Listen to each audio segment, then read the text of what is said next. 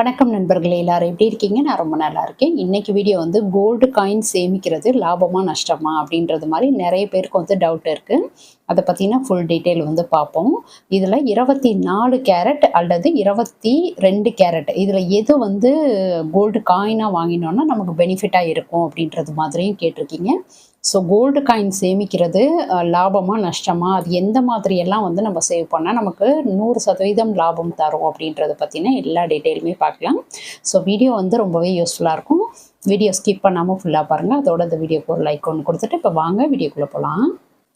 பொதுவாகவே நம்ம ஒரு தங்கம் சேவ் பண்ணணும் அப்படின்றது மாதிரி டிசைட் பண்ணிட்டோம்னு வச்சுக்கோங்களேன். நமக்கு வந்து தங்க நகை வாங்கணும் அப்படின்றது மாதிரி ஆசை இருக்குது அப்படின்னா, என்னையை பொறுத்த அளவுக்கு நம்ம ஒரு நகையாக வாங்குறது இல்லை கோல்டு சிட்டு போட்டு வாங்குறது அந்த மாதிரியெல்லாம் விட தங்க காசு வந்து வாங்கி வைக்கிறது அப்படின்றது ரொம்ப சீக்கிரம் நம்மக்கிட்ட வந்து தங்கம் சேர்ந்துட்டே இருக்கும்.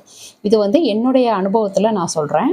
பொதுவாக எங்ககிட்ட வந்து இது வரைக்கும் நம்ம அணிஞ்சுக்கிறது மாதிரி இது வரைக்கும் எந்த நகையும் இல்லை அப்படின்றவங்க கண்டிப்பாக நகை வாங்குறதுல வந்து கான்சன்ட்ரேட் பண்ணுங்கள். கோல்டு காயின் அப்படின்றத விட தங்க நகையாக வாங்குறதுக்கு ட்ரை பண்ணுங்கள். அதுலேயுமே கோல்டு சிட்டு வந்து போடுறது அப்படின்றது ரொம்ப நல்லது. கோல்டு சிட்டுமே வந்து எப்படியெல்லாம் பார்த்து போடலாம் அப்படின்றது மாதிரியான வீடியோ வேணுமான்னு கேட்டிருந்தேன். நிறைய பேர் சொல்லியிருக்கீங்க அதை பற்றின டீட்டெயில் போடுங்கன்ட்டு. கண்டிப்பாக நான் அது வந்து போஸ்ட் பண்ணுறேன். அது மாதிரி தங்க நகையாக வாங்கணும் அப்படின்றது மாதிரி டிசைட் பண்ணிங்கன்னா கண்டிப்பாக கோல்டு சிட்டு வந்து போட்டு வாங்குறதுக்கு வந்து ஸ்டார்ட் பண்ணுங்கள். அதுதான் நமக்கு வந்து பெனிஃபிட்டாக இருக்கும். அதுக்கடுத்து தங்க காசு வாங்குறது லாபமா அப்படின்னு பார்த்தீங்கன்னா 100% வந்து லாபம் கொடுக்கும். இது ஒரு சில விஷயங்கள் வந்து இதில் நம்ம கவனிக்கிறோம் அப்படின்றப்போ கண்டிப்பாக அது வந்து லாபத்தை மட்டுமே கொடுக்கும். அது என்னென்ன விஷயம் அப்படின்றத ஒன் பை ஒன்னாக இனிமேல் பார்க்கலாம். அது கூடவே தங்க காசு கண்டிப்பாக நஷ்டத்தையும் ஏற்படுத்தும். அதுவுமே வந்து எந்த விதத்தில் நமக்கு நஷ்டத்தை ஏற்படுத்தும், கொஞ்சம் நம்ம கேர்லெஸ்ஸாக இருந்தால் கூட நமக்கு தங்க காசு அப்படின்றது நிறையவே நஷ்டத்தை ஏற்படுத்தும். ஸோ அதை பற்றின டீட்டெயிலுமே வந்து உங்களுக்கு ஒன் பை ஒன்னாக சொல்கிறேன். கண்டிப்பாக வந்து பொறுமையாக பாருங்கள். இந்த வீடியோ ஃபஸ்ட் டைம் பார்க்குறவங்களுக்கு சொல்கிறேன். இந்த வீடியோ பார்த்தா நீங்கள் ஃபஸ்ட் டைம் பார்க்குறீங்கன்னா நம்ம திருச்சி தமிழ் யூடியூப் சேனலை சப்ஸ்கிரைப் பண்ணிவிட்டு பக்கத்தில் இருக்க பெல் பட்டன் அழுத்தி ஆல்ட்ரா ஆப்ஷன் கொடுத்துக்கோங்க. அப்போ தான் நான் போடுற வீடியோடைய நோட்டிஃபிகேஷன் உங்களுக்கு உடனே வரும். நீங்கள் வீடியோ மிஸ் பண்ணாமல் பார்க்கலாம். அதோட இப்போ ரீசெண்டாக பார்த்தீங்கன்னா தமிழ் வருஷப்பிறப்புக்கு எப்படியெல்லாம் வந்து பணம் சேர்த்து வச்சு நம்ம கோல்டு வாங்கலாம் அப்படின்றது பற்றின டீட்டெயில் வந்து வீடியோவாக போட்டிருக்கேன். அது கூடவே இந்த ஏப்ரல் மந்த்துக்கு நம்ம எப்படியெல்லாம் வந்து பணம் சேமிக்கலாம், இந்த 1 மந்தில் எந்த அளவுக்கு வந்து பணம் சேமிக்கலாம் அப்படின்றத பற்றின மணி சேவிங் சேலஞ்ச் அப்படின்ட்டு ஒரு வீடியோவும் போட்டிருக்கேன். கண்டிப்பாக ஃபஸ்ட் டைம் பார்க்குறவங்க அந்த வீடியோலாம் ரெஃபர் பண்ணி பாருங்கள். ரொம்பவே யூஸ்ஃபுல்லாக இருக்கும். நம்மளுடைய சேவிங்ஸை வந்து எந்த அளவுக்கு இம்ப்ரூவ் பண்ணலாம், இன்னும் அடுத்தடுத்த கட்டத்துக்கு நம்மளுடைய சேவிங்ஸை எப்படியெல்லாம் கொண்டுட்டு போகலாம், எப்படியெல்லாம் தங்கம் வெள்ளி இது மாதிரியெல்லாம் வாங்கிட்டு அதை வந்து ஒரு இன்வெஸ்ட்மெண்ட்டாக எப்படி பண்ணலாம் அப்படின்றத பற்றின நிறைய டீட்டெயில் வந்து ஷேர் பண்ணியிருக்கேன். ஸோ கண்டிப்பாக அந்த வீடியோலாம் செக் பண்ணி பார்த்துட்டு உங்களுக்கு யூஸ்ஃபுல்லாக இருக்குது அப்படின்றப்போ உங்கள் ஃப்ரெண்ட்ஸ் அண்ட் ஃபேமிலிக்கும் வந்து ஷேர் பண்ணுங்கள். இப்போ கோல்டு காயினை பொறுத்த அளவுக்கு 100% நமக்கு லாபத்தை கொடுக்கும். ஆனால் அதில் ஒரு சில விஷயங்கள் வந்து ஃபாலோ பண்ணணும் அப்படின்றது மாதிரி சொல்லியிருந்தேன் இல்லையா? அதில் வந்து ரொம்ப முக்கியமான ஒரு 7 விஷயங்கள் நான் வந்து ஃபாலோ பண்ணுற விஷயங்கள். ஸோ அதை பற்றி உங்களுக்கு டீட்டெயில்டாக சொல்கிறேன். ஃபஸ்ட் வந்து கோல்டு காயின் அப்படின்றது வந்து ரொம்ப அதிகமாக நம்மக்கிட்ட பணம் இருந்தால் தான் வாங்க முடியும் அப்படின்றது மாதிரி நிறைய பேர் வந்து நினச்சிட்ருக்குறோம்.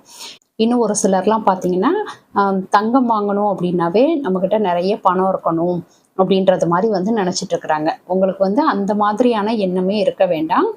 ஃபஸ்ட்டு வந்து நம்ம ஒரு கோல்டு காயின் வாங்க போகிறோம் அப்படின்னா ரொம்ப குறைஞ்ச பணத்தில் கூட வாங்க முடியும். ஜஸ்ட் ஒரு 1500 1600 ரூபாய் இருந்தால் கூட நம்மளால் வந்து தங்க காசு வாங்க முடியும். 100 மில்லிகிராம் காயின் அப்படின்னு சொல்லிட்டு. ஸோ அதெல்லாம் வந்து இப்போ நிறைய நகை கடைகளில் கிடைக்க ஆரம்பிச்சிருச்சு. கார்டு வடிவத்தில் வருது, இல்லை உங்களுக்கு வெறும் காயினாக கூட வருது. ஸோ அது மாதிரியெல்லாம் வந்து கொஞ்சம் கொஞ்சமாக நம்மக்கிட்ட பணம் இருக்கிறப்ப வாங்கி சேவ் பண்ண ஸ்டார்ட் பண்ணலாம்.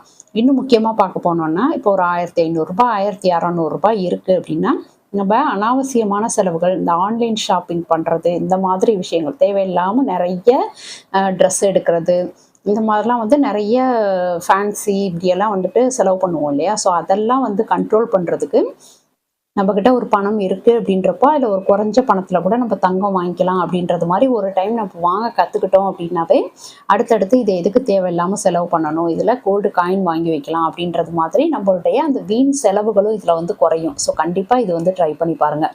ரெண்டாவது விஷயம், நம்ம எல்லாருமே வந்து தங்கம் வாங்கணும் அப்படின்னா ஃபஸ்ட்டு விஷயமா சூஸ் பண்ணுறது பார்த்தீங்கன்னா கோல்டு சிட்டு போடுறது. நம்ம கோல்டு சிட்டு ஒரு பக்கம் கட்டிக்கிட்டே இன்னொரு சைடு வந்து இந்த மாதிரி ஒரு 100 மில்லிகிராம் காயின் வாங்குறது, இல்லை நம்மக்கிட்ட ஏதாவது திடீர்னு பணம் வருது அப்படின்றப்போ அது கூடவே வந்து சைட் பை சைடு இந்த கோல்டு காயின் வாங்கி வைக்கிறோன்னா இது ரெண்டையும் சேர்த்து போட்டு நம்மளால கொஞ்சம் பெரிய நகையாக எடுக்க முடியும். அப்போ கோல்டு காயினுடைய வேல்யூ இதுதான், நமக்கு வந்து நிறையவே லாபத்தை கொடுக்கும். ஸோ இது மாதிரி வந்து எடுத்து வைக்கலாம். அதே மாதிரி எதிர்பாராத பணம் ஏதாவது கிடைக்குது, இப்போ அப்பா அம்மா ஏதாவது கொடுக்குறாங்க, இல்லை நீங்களே ஒரு பக்கம் வந்து ஏலச்சீட்டு போட்டிருக்கீங்க அது வந்து வருது, இல்லை ஏதோ ஒரு வகையில் நமக்கு ஏதோ ஒரு பணம், இப்போ எல்ஐசி அமௌண்ட் இது மாதிரிலாம் வந்து ஏதாவது ஒன்று நமக்கு எதிர்பாராத பணம் வந்து வருது அப்படின்னா அதை கொண்டுட்டு போய் நீங்கள் நகையாக எடுத்தீங்க அப்படின்றப்போ அது வந்து லாஸாக தான் ஆகும். நமக்கு நிறைய செய்கூலி சேதாரம்லாம் கொடுக்கறது மாதிரி இருக்கும். இதுவே நீங்கள் அந்த அமௌண்ட்டில் ஒரு காயின் எடுத்து வைக்கிறீங்க, இப்போ ஒரு 8 கிராமுக்கோ இல்லை ஒரு 10 கிராம், இந்த மாதிரி நம்ம எந்த அளவுக்கு நமக்கு பணம் வருதோ அதை பொறுத்து கோல்டு காயினாக எடுத்து வச்சிட்டோம் அப்படின்றப்போ அது ரொம்பவே நமக்கு வந்து அந்த பணம் வேஸ்ட் ஆகாமல் தடுக்க முடியும். இப்போ ஒரு திடீர்னு ஒரு அமௌண்ட் வருதுன்னா அதை வேற எதுக்காவது தேவையில்லாத விஷயங்களுக்கு செலவு பண்ணுறதுக்கு பதிலாக இந்த கோல்டு காயின் வாங்கி வைக்கிறது அப்படின்றது ரொம்பவே யூஸ்ஃபுல்லாக இருக்கும். அதுக்கடுத்து பார்த்தீங்கன்னா நீங்கள் கோல்டு காயின் சேவ் பண்ணிக்கிட்டே வரீங்க அப்படின்றப்போ உங்களுக்கு பெண் குழந்தைங்க இருக்காங்க அப்படின்னா அவங்களுக்கு அந்த ஒரு ஏஜ் வர்றப்போ அவங்களுக்கு பிடிச்ச மாதிரியான நகைகள், நீங்கள் என்ன தான் வந்துட்டு நகை சேர்த்து வச்சாலும் அவங்களுக்கு பிடிச்ச மாதிரி அது இருக்கணும். ஒருவேளை நீங்கள் வந்து உங்களுக்கு பிடிச்சது மாதிரி எடுத்து வச்சுட்டு அவங்களுக்கு அந்த மாடல்லாம் பிடிக்கல அப்படின்னா நீங்கள் கொண்டுட்டு போய் அந்த நகையை திரும்ப கொடுத்துட்டு வாங்குறப்போ உங்களுக்கு நிறைய லாஸ் ஆகும். ஏன்னா அதுக்கு செய்கூலி சேதாரம்லாம் கொடுத்து எடுத்திருப்பீங்க இல்லையா? ஸோ அது மாதிரி வந்து லாஸ் ஆகும். அதுக்கு பதிலாக நீங்கள் கோல்டு காயினாக சேவ் பண்ணிகிட்ருக்கீங்க அப்படின்றப்போ நீங்கள் அதை கொடுத்துட்டு உங்கள் பொண்ணுக்கு பிடிச்சது மாதிரி புதுசாக ட்ரெண்டிங்காக என்ன டிசைன்ஸ் இருக்கோ அது மாதிரி வந்து வாங்கிக்க முடியும். ஸோ அதுக்கு வந்து ரொம்பவே யூஸ்ஃபுல்லாக இருக்கும். அதே மாதிரி தான் வீடு, படிப்பு, இடம், இந்த மாதிரி விஷயங்களுக்கு கோல்டு காயின் வச்சுருக்கீங்க அப்படின்றப்போ டக்குன்னு அதை வந்துட்டு விற்றுட்டு உங்களால் இந்த விஷயங்கள்லாம் வந்து பூர்த்தி பண்ணிக்க முடியும். இதுவே வந்து ஒரு நகையாக வச்சுருக்கீங்க அப்படின்றப்போ அதில் ஒரு சென்டிமெண்ட், நமக்கு நகை அப்படின்றப்போ அது கூட ஒரு சென்டிமெண்ட்டுமே நம்மளுக்கு இருக்கும். நம்ம அம்மா வாங்கி கொடுத்தது, அப்பா வாங்கி கொடுத்தது, இல்லை ஹஸ்பண்ட் வாங்கி கொடுத்தது, இது மாதிரி அது கூடவே வந்து நம்ம சென்டிமெண்ட்டோடு இருப்போம். அந்த நகை கூட, இந்த நகை இந்த டைமில் வாங்கினேன், ரொம்ப பிடிச்ச நகை, பிடிச்ச டிசைன் அப்படின்றது மாதிரிலாம். இதுவே ஒரு கோல்டு காயின் அப்படின்றப்போ அது கூட நம்ம வந்து வெறும் அது வந்துட்டு ஒரு இன்வெஸ்ட்மெண்ட் ப்ராப்பர்ட்டி மட்டும்தான். நமக்கு வந்து அது ஒரு அவசர தேவைக்கு பயன்படும் அப்படின்றது மாதிரி. அது கூட எந்த விதத்துலையும் நம்ம வந்துட்டு இதையும் சென்டிமெண்ட்டாக வந்து கனெக்ட் ஆக மாட்டோம். ஸோ அதனால் ஈஸியாக விற்றுட்டு வாங்குறதுக்கு நமக்கு அது ஒரு யூஸ்ஃபுல்லாக இருக்கும் கோல்டு காயின் அப்படின்றது. அதுக்கடுத்து வந்து சுலபமாக சேமிக்கலாம். நான் முன்னாடியே சொன்னது மாதிரி குறைஞ்ச அமௌண்ட் இருந்தாலும் வாங்கலாம். இதுக்கு வந்து விஏ வேஸ்டேஜ் வந்து ரொம்ப கம்மி, ஒரு 2%, 1% அப்படியெல்லாம் கிடைக்கிற நகை கடைகள்லாம் இருக்குது. ஸோ அது மாதிரி வந்து பார்த்து வாங்கணும். அந்த மாதிரி வாங்குறப்போ நமக்கு நல்லாவே இது வந்துட்டு ஒரு இன்வெஸ்ட்மெண்ட்டுக்கு கரெக்டாக இருக்கும். அதே மாதிரி கோல்டு காயினுக்கு வந்து நிறைய நகை கடைகளில் வந்து ஃபெஸ்டிவல் டைமில் ஏதாவது ஒரு ஆஃபர் வந்து போடுவாங்க. இந்த டைமில் எடுத்தால் உங்களுக்கு வேஸ்டேஜ் கிடையாது, ஜிஎஸ்டி கிடையாது, அந்த மாதிரிலாம் சொல்லிட்டு போடுவாங்க. கிராமுக்கு இவ்வளோ ரூபா வந்து கம்மி பண்ணிக்குவோம் அப்படியெல்லாம் வந்துட்டு ஏதாவது ஒரு ஆஃபர் ஃபெஸ்டிவல் டைமில் போடுவாங்க. ஸோ அதை வந்து பயன்படுத்திக்கிட்டு நம்ம கோல்டு காயின் வந்து வாங்கிக்க முடியும். இது வந்து ரொம்பவே நல்லா ஒர்க் அவுட் ஆகும். நீங்கள் பார்த்தீங்கன்னா நம்ம ரெகுலராக வாங்குகிற கடையில் ஏதாவது இந்த ஃபெஸ்டிவல் டைமில் டக்குன்னு ஒரு ஆஃபர் போடுவாங்க. ஸோ அதை வந்து பயன்படுத்திக்கிட்டு நம்ம வந்து வாங்கிக்க முடியும். ஸோ இந்த மாதிரி நான் வந்து இந்த 7 வழிகளை வந்து சூஸ் பண்ணி நான் வந்து கோல்டு காயின் வந்து சேர்க்குறதுக்கு ரொம்பவே இம்பார்ட்டண்ட் கொடுப்பேன். அதோட மாதம் மாதம் ஒரு 100 மில்லிகிராமாவது வாங்கணும் அப்படின்றது மாதிரி என்னுடைய சேவிங்ஸ் வந்து போயிட்டுருக்கும். நம்மளுடைய சேனல் வந்து ரெகுலராக பார்க்குறவங்களுக்கு தெரியும், மந்த்லி மணி சேவிங் சேலஞ்ச் போடுவோம் இல்லையா? ஸோ அதில் வந்து கண்டிப்பாக அந்த கோல்டு காயின்ன்றது வந்து இருக்கும். ஸோ இது மாதிரியெல்லாம் வந்து நம்மளுடைய தங்கம் அப்படின்றத சேவ் பண்ணுறதுக்கு இத்தனை வழிகள் வந்து இருக்குது. கண்டிப்பாக முயற்சி பண்ணி பாருங்கள்.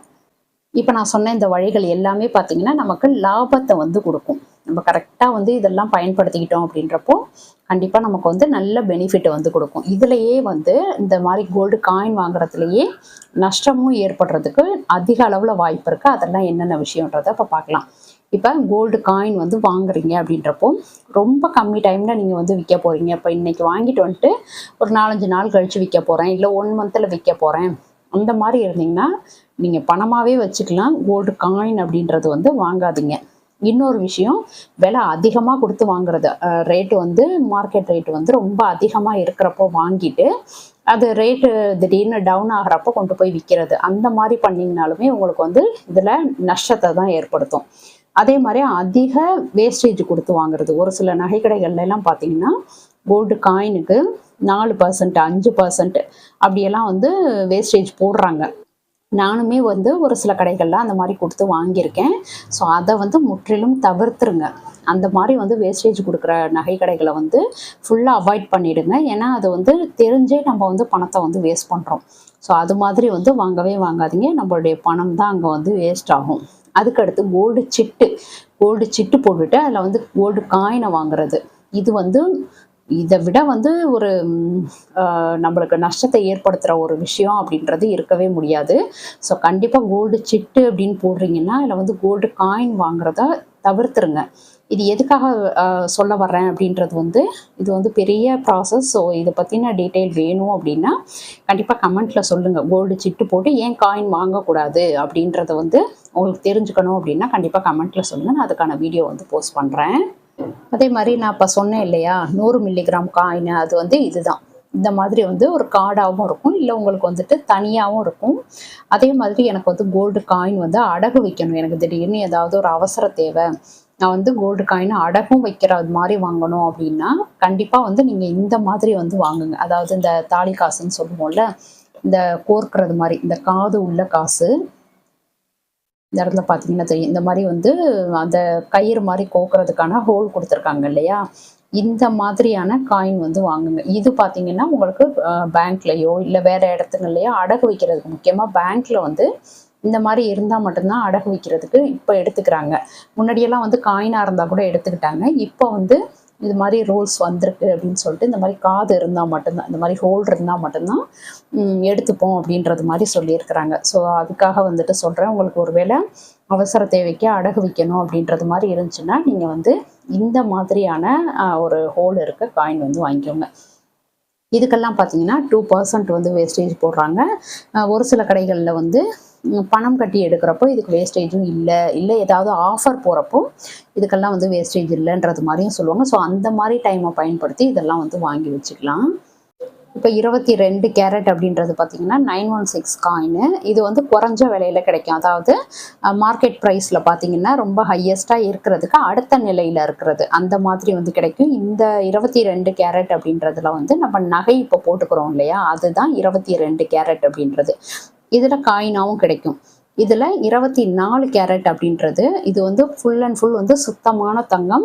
அதில் வந்து 999 அப்படின்னு வந்து போட்டிருப்பாங்க. ஸோ இது வந்து ரொம்ப அதிகமானது, இருக்கிறதுலே வந்து ரொம்ப விலை அதிகமான கோல்டு காயின் அப்படின்றது இதுதான். இது பார்த்தீங்கன்னா இதில் என்ன டிஃப்ரெண்ட்டு அப்படின்னு பார்த்தோம்னா, இப்போ 22 கேரட் கொடுத்து அப்படியே வந்து நகை வாங்கிக்க முடியும். கிராம் அந்த என்ன கிராம் வந்து கொடுக்குறோமோ அதுக்கேற்றது மாதிரி நகை வந்து வாங்கிக்க முடியும். எக்ஸ்ட்ரா வந்து செய்கூலி சேதாரம், ஜிஎஸ்டி அது மாதிரி வந்து கொடுக்குறது மாதிரி இருக்கும். இதுவே நீங்கள் 24 கேரட் வந்து கொடுத்து வாங்குறீங்க, நகையாக எடுக்கணும் அப்படின்னா பணத்தின் அடிப்படையில், இது வந்து விலை கூட தான் இருந்தாலும் வந்து கிராமுக்கான அந்த ஒரு இதோட கிடைக்காம பணத்துக்கான அடிப்படையில் தான் நகை வாங்க முடியும். ஸோ இது வந்து மனசில் வச்சுக்கோங்க. ஆனால் ரெண்டுமே வந்து லாபகரமானது தான். நீங்கள் எதில் வேணால் இன்வெஸ்ட் பண்ணலாம். இப்போ இது வந்து 22 கேரட் வாங்க போகிறீங்கன்னா கொஞ்சம் விலை கம்மியாக இருக்கும். 24 கேரட் அப்படின்றப்போ விலை கொஞ்சம் அதிகமாக இருக்கும். அதே மாதிரி விற்க போகிறப்பையும் நீங்கள் இந்த 24 கேரட்டை கொண்டு போய் இந்த 22 கேரட் அந்த அளவுக்கு வந்து விற்றுறக்கூடாது.